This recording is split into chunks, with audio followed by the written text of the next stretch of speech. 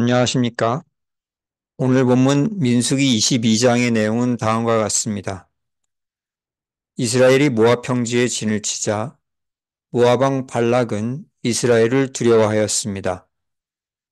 그래서 발람을 불러와서 이스라엘을 저주하고자 하였습니다. 이에 발락은 모압의 귀족들이 돈을 가지고 발람을 찾아가도록 하였습니다.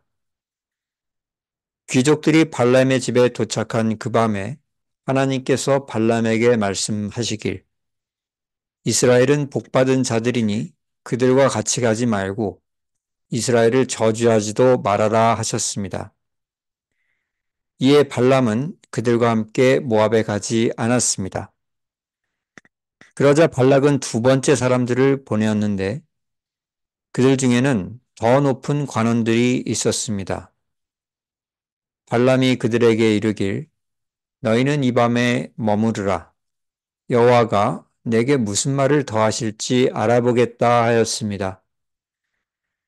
그 밤에 하나님께서 발람에게 나타나 이르시길 그들을 따라가라. 내가 하는 말을 그대로 말하라 하셨습니다. 발람은 아침에 모압으로 길을 떠났습니다. 그러나 하나님은 그것에 진노하셨고 여호와의 사자가 그의 길을 막아섰습니다. 나귀는 그가 칼을 빼어 들고 선 것을 보고 피해서 길에서 벗어났으며 발람은 이런 나귀를 채찍으로 때렸습니다. 이때 나귀가 입을 열어서 말하길 왜 때리느냐? 내가 이같이 하는 버릇이 있었느냐 말하였습니다. 그때 여호와께서 발람의 눈을 여셨고 칼을 든 하나님의 사자를 보았습니다. 본문에 대하여 두 가지를 묵상하겠습니다. 첫 번째로 무엇이 보입니까? 발람이 두 번째로 모압으로 갈지 말지를 물었습니다. 발람은 영적인 능력이 탁월했던 자였기에 사해 근처에 살던 모압 왕이 멀리 떨어져 있던 유프라데스 강까지 사람을 보내 발람을 데려오려고 하였습니다. 그렇지만 하나님은 발람에게 나타나셔서 그가 그곳에 가서 이스라엘을 저주하지 못하게 막으셨습니다. 그런 까닭에 발람은 첫 번째 사신들을 돌려보냈습니다. 하지만 두 번째 사신단이 왔을 때 그는 사절단에게 분명한 거절 의사를 보이지 않았습니다. 도리어 이곳에 머물라 하나님께서 혹시 다른 말씀을 하지 않을까 알아보겠다 하였습니다. 왜 그랬던 것입니까? 모압 왕이 제시한 큰 재물을 갖고 싶었기 때문입니다. 어떤 가게에서 큰 할인 세일을 한다고 하였기에 손님들이 기대하고 들어갔더니 보통 가격과 크게 다르지 않아 실망하는 경우가 있습니다. 이것은 말하는 것과 그 실상이 다른 경우입니다. 발람이라는 인물도 이와 비슷했습니다. 성경에 기록된 발람의 말을 살펴보면 나는 하나님 뜻에만 순종하겠다라는 식으로 그가 말했습니다. 하지만 발람의 실제 마음은 하나님의 뜻보다 재물을 더 크게 여겼습니다. 그렇기 때문에 하나님께서는 이미 발람아 너는 모압에 가지 말라 분명히 뜻을 밝히셨는데 발람은 저들이 저를 모압으로 오라고 하는데 어찌할까요? 다시 물어보았던 것입니다. 재물에 대한 미련이 거듭된 질문을 하게 하였습니다. 하나님은 발람의 품은 마음을 다 알고 계셨고 그렇다면 가거라 하셨습니다. 그렇다면 우리가 어떻게 해야 하겠습니까? 막으시는 것이 은혜고 사랑임을 알아야 하겠습니다. 시편 81편 11에서 12절 내 백성이 내 소리를 듣지 아니하며 이스라엘이 나를 원하지 아니하였도다. 그러므로 내가 그의 마음을 완악한 대로 버려두어 그의 임의대로 행하게 하였도다 하였습니다.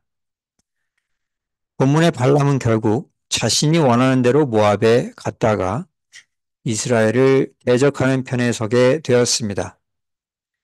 그리고 후에 이스라엘에게 죽임당했습니다.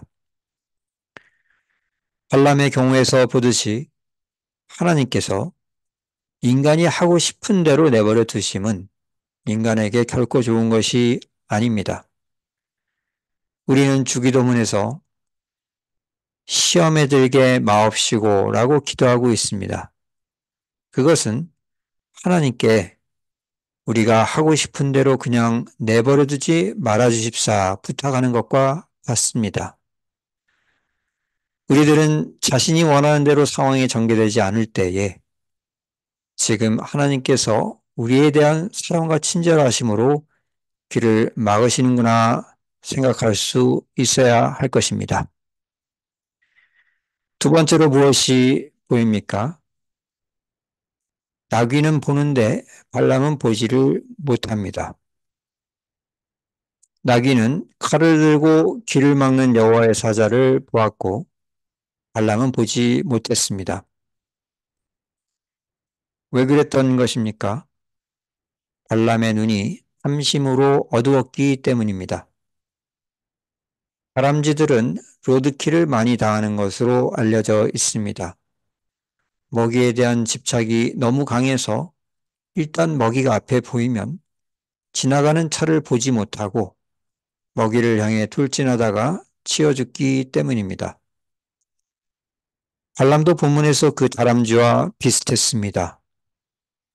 하나님은 발람이 모압 왕이 제시한 재물에 마음 빼앗겼음을 알고 비록 그가 모압으로 가는 것을 싫어했지만 마지못해 허락해 주었습니다. 그런데 발람은 그 허락이 떨어지자마자 그 재물이 있는 쪽으로 온갖 노력을 다해 재빠르게 나귀를 몰았습니다.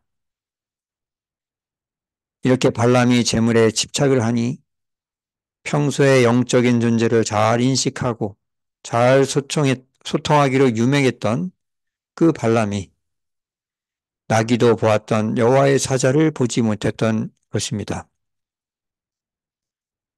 그는 하나님께서 자신의 길을 싫어하신다는 것을 깨닫지 못했습니다. 그렇다면 어떻게 해야 하겠습니까? 탐심을 경계해야 하겠습니다. 이사야서 57장 17절 그의 탐심의 죄악으로 말미암아 내가 노하여 그를 쳤으며 또 내 얼굴을 가리고 노하였으나 그가 아직도 패역하여 자기 마음의 길로 걸어가도다 하였습니다. 발람은 탐심에 사로잡혀서 하나님의 뜻을 분별하지 못했습니다. 그렇지만 우리들은 탐심에 사로잡히지 않게 조심하면서 하나님께서 인정하시는 길로 걷게 될 것입니다. 말씀을 정리하겠습니다. 첫째로, 막으시는 것이 은혜요 사랑임을 알아야 하겠습니다. 둘째로, 우리는 탐심에 사로잡히지 않고 밝은 영안으로 주님의 뜻 분별하게 될 것을 믿어야 하겠습니다. 우리를 사랑하셔서 잘못된 길로 가는 것은 막으시고 생명과 영광의 길로 인도하시는 하나님을 찬양합니다.